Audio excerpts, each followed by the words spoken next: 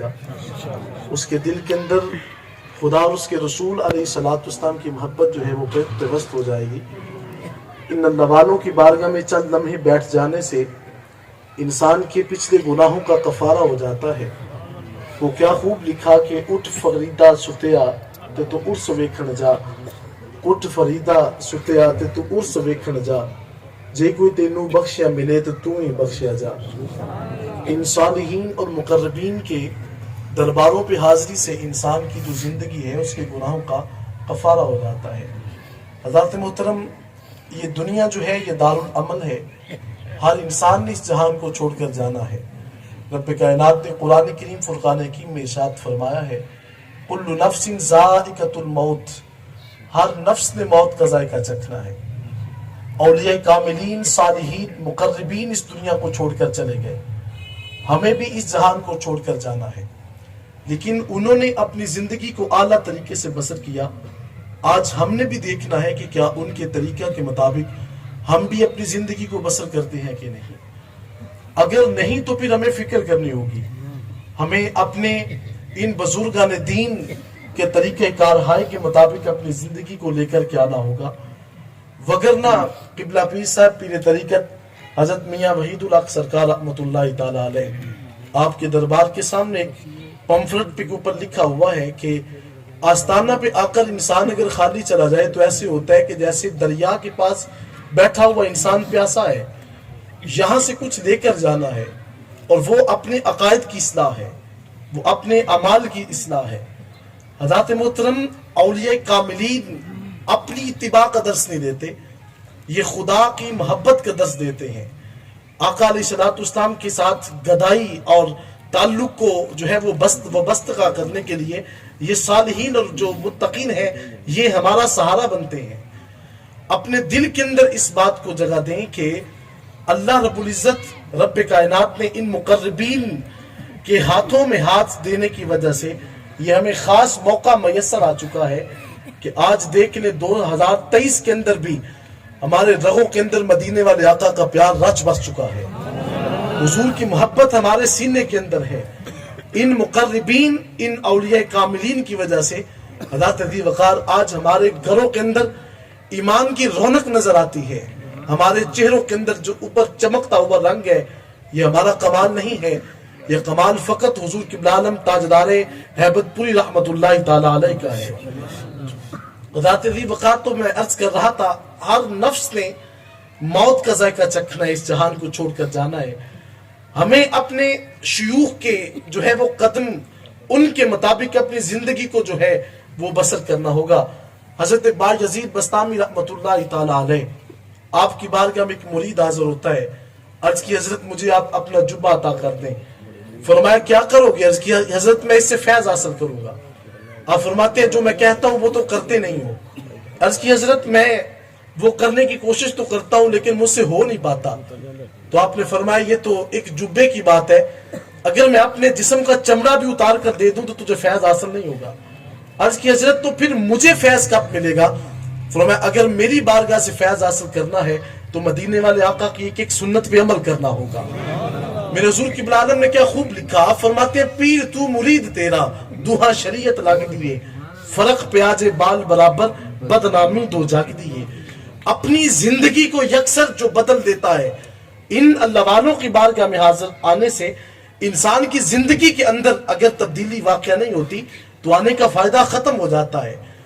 آپ کا یہاں پہ جمع ہونے کا ایک خاص مقصد ہے، اور وہ خاص مقصد کیا ہے کہ ہم نے اپنی زندگی کے اندر یکسر جو ہے وہ تبدیلی لانی ہے۔ اگر نماز نہیں پڑھتے تو ہمیں نماز پڑھنی پڑے گی۔ اگر آقا علیہ الصلوۃ والسلام کی شریعت کے اوپر ہم جو ہے وہ زندگی کو بسر نہیں کرنے والے تو حضور علیہ الصلوۃ والسلام کی زندگی کی طرف ہمیں اپنے آپ کو لے کر کے آنا ہوگا۔ فرمایا اس جہان کو ہم نے چھوڑ کر جانا ہے۔ وَإِنَّمَا تُوَفُّونَ أُجُورَكُمْ يَوْمَ الْقِيَامَةِ، اللہ فرماتے ہیں میرے بندے تو جب میرے پاس آئے گا تو تیری مزدوری میں پوری کی پوری تجھے دے دوں گا، اس کے اندر کمی نہیں کی جائے گی۔ اب یہ جو ہم یہاں پہ عمل کر رہے ہیں اس کا صلہ قیامت کے دن ملے گا، لیکن اس بات کو اپنے ذہن میں رکھیں کہ اگر ہم کریں بھی نہ اور سوچیں کہ سب کچھ مل جائے گا، میرے حضور قبلہ عالم نے کیا خوب لکھا، آپ فرماتے ہیں ہوئے ہاتھ نہ پلے جدے کوئی شے بھی، ہوئے ہاتھ نہ پلے جدے کوئی شے بھی نکمی خوشی اس نو بازار دیے. جس کے پاس ہی کچھ نہ ہو اور وہ سوچے کہ قبر کے اندر مجھے سب کچھ مل جائے گا، کچھ بھی نہیں ملے گا. قبر کے اندر تسکین تب ملے گی جب تم دنیا کے اندر مدینے والے آقا سے وفاداری کرے گا. حضور علیہ الصلوۃ والسلام کے ساتھ جب تیری وفا ہوگی، فرمایا وَإِنَّمَا تُوَفُّونَ أُجُورَكُمْ يَوْمَ الْقِيَامَةِ، تمہیں قیامت کے دن پورے کا پورا جو صلہ ہے وہ تجھے دے دیا جائے گا. پھر فرمایا فَمَنْ زُحْزِحَ عَنِ النَّارِ وَأُدْخِلَ الْجَنَّةَ فَقَدْ فَازَ. اللہ فرماتے ہیں جس انسان کو یہ بتا دیا گیا کہ وہ انسان جہنم سے آزاد کر دیا گیا ہے اور جنت کا مسودہ جس کو سنا دیا گیا، خدا فرماتے ہیں وہ کامیاب ہو چکا ہے. آج میں سمجھتا ہوں کہ میرے پاس دولت سب سے زیادہ ہے، شاید میں سب سے بڑا کامیاب ہوں. آپ سمجھتے ہیں کہ میرے پاس بینک بیلنس سب سے زیادہ ہے، تو ہم سب سے زیادہ کامیاب و کامران ہیں. لیکن اللہ فرماتا ہے کہ کامیابی کا معیار یہ نہیں ہے. کامیابی کا معیار تو یہ ہے کہ جس کو قیامت کے دن بتا دیا گیا کہ یہ جہنم سے آزاد ہے اور اس کو جنت کا راہی بنا دیا گیا، فرمایا اس کی زندگی کامیابی کی طرف جو ہے وہ گامزن ہو جاتی ہے. حضرت عبداللہ بن عمر رضی اللہ تعالیٰ عنہ اس حدیث مبارکہ کو راوی ہیں، روایت کرتے ہیں. امام ترمذی اس حدیث مبارکہ کو لے کر کے آتے ہیں. آقا علیہ الصلوۃ والسلام نے فرمایا کہ قیامت کے دن کوئی شخص دوسرا قدم نہیں اٹھائے گا جب تک کہ اس سے 5 چیزوں کے بارے میں سوال نہ کیا جائے. عرض کی حضور وہ 5 چیزیں کون سی ہیں؟ آقا علیہ الصلوۃ والسلام نے فرمایا سب سے پہلے بندے سے سوال ہوگا ان عمرہ، اس کی عمر کے بارے میں. فی ما افنا، بتا اپنی زندگی کو کیسے بسر کیا ہے. کبھی یار سوچا کرے کہ میں نے کبھی کسی کا دل تو نہیں توڑا، کسی انسان کو میں نے رنج تو نہیں دیا. جن اللہ والوں کی بارگاہ میں آپ حاضر ہیں انہوں نے ساری زندگی کسی کا دل نہیں دکھایا. یہاں تک کہ قبلہ پیر طریقت رہبر شریعت حضرت صاحب زادہ پیر میاں حامد رضا محسن صاحب اکثر ہمیں اس حوالے سے آگاہی دیتے ہیں. آپ فرماتے ہیں کہ میرے دادا جی حضور علیہ رحمہ، آپ کو انسان ہے، آپ نے کبھی کسی جانور کو بھی تکلیف نہیں دی اور اس کو بھی جو ہے رنج نہیں پہنچنے دیا. فرماتے ہیں جب قربانی کا وقت ہوتا تو حضرت فوراً اپنے گھر میں چلے جاتے اور پوچھتے کہ کیا قربانی کا جو ہے فریضہ ادا بھی کیا گیا کہ نہیں. عرض کی حضرت کہ آپ کو بڑا رنج پہنچتا ہے؟ فرمایا مجھ سے نہیں دیکھا جاتا کہ ایک چھوٹی سی چونٹی کو بھی تکلیف پہنچ جائے. میں اور آپ سب دیکھیں کہ کیا میرے ہاتھ اور شر سے دوسرے بندے بھی انسان محفوظ ہیں کہ نہیں. کسی کا میں حق غصب کرنے کی طرف تو نہیں ہوں. اگر ایسی بات ہے تو ہمیں فکر کرنی ہوگی.